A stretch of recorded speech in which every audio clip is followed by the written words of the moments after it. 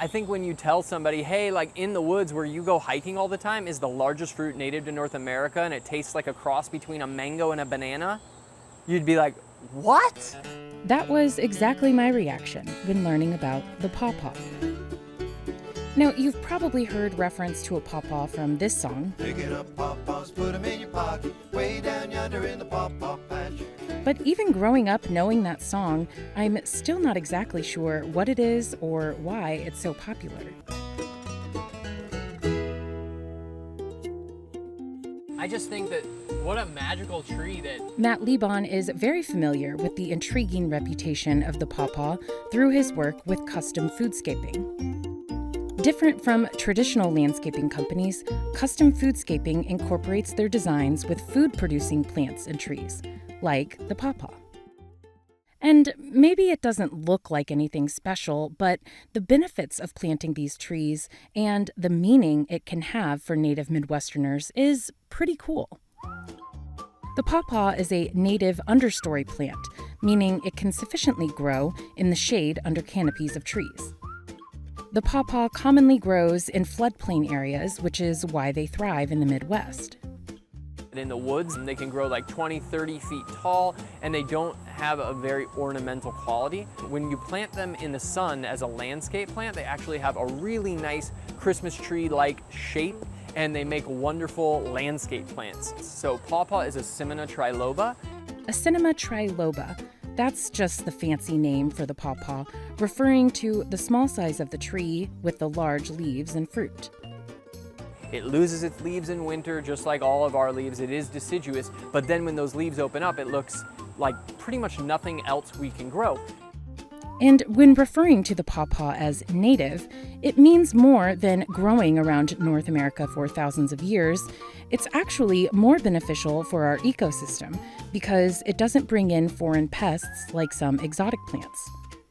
It almost feels like a birthright that we're deprived of. So Matt sold me on the pawpaw.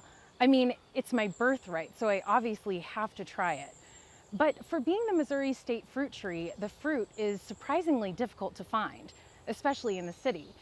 That's because the pawpaw has such a short shelf life, you wouldn't be able to find it in your average grocery store. Luckily, places like Earth Dance Farms save city dwellers from foraging through the pawpaw patch. So here's the pawpaw. Here's the famous pawpaw. Yes. Now listen, I have Googled everywhere, like where do you find pawpaws in Yeah. St. Louis? But here it is, like you grow them in Ferguson, in North County. We do, thanks to some folks that actually have done some improved varieties. So in the woods, the pawpaws you find might be a lot smaller, the pits might be larger. So I've heard you can put it in custard or ice cream or whatever. What's your favorite way to eat pawpaw? I have never done any of those things because it cannot get past just being beautifully ripe in my mouth. All right, so let's get to it. Let's get to it. Okay, so first we're just gonna slice into it, and the skin is very thin. It's kind of like mango shaped, you know, it's actually in the mango family. You can smell it from here. It's very aromatic. Oh so wow, look at that. the pro way to eat a pawpaw is to go like this. Okay. So you take the bigger piece, Okay, and here we go. all right. You gotta get her trying it. Okay, here we go.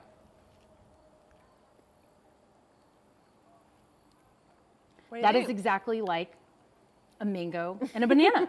Yeah. It's like the texture of a banana.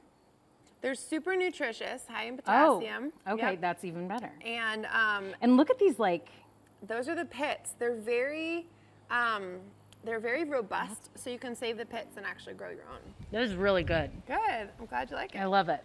So, prime pawpaw season is, Mid to late September, pretty much right now. Yeah. got it. So sorry, folks, if you're watching this a few weeks later, they're probably gone. Gotta wait till next year. Yeah. Yeah. Is it just me, or has it increased in popularity? Oh, it has totally increased in popularity. And is that just because of the awareness? Or? I think it's because of, just like with the rise in gardening and farmers markets, we're seeing how can I start to connect with the tangible, living, biological world right outside my door?